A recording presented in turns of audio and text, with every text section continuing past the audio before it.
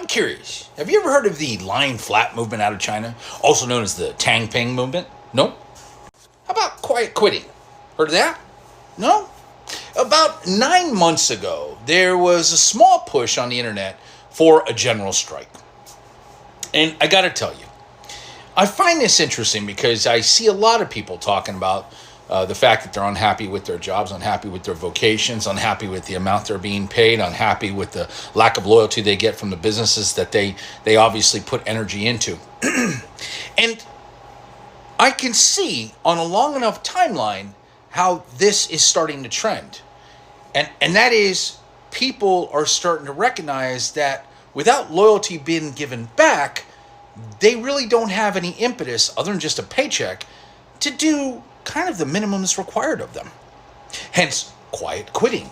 The idea that you don't have to really go extra above and beyond because the companies really show you no love for doing that.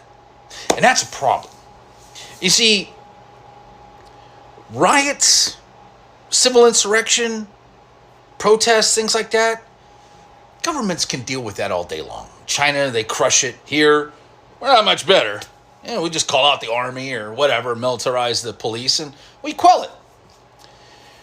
But something that truly terrifies governments around the world is, what do you do when your population just stops doing anything? Now, granted, the vast majority of people are always going to try to just keep doing something because it's in your nature to get up and actually do what it is you're paid to do or hired to do, or whatever the case may be.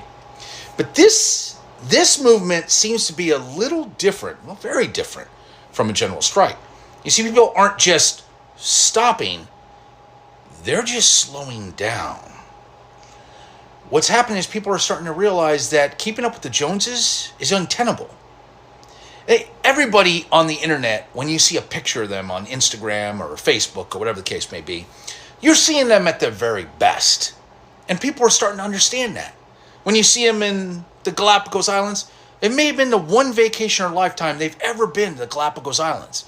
And maybe they got asked to go there with somebody who had some money, luck, or whatever the case may be.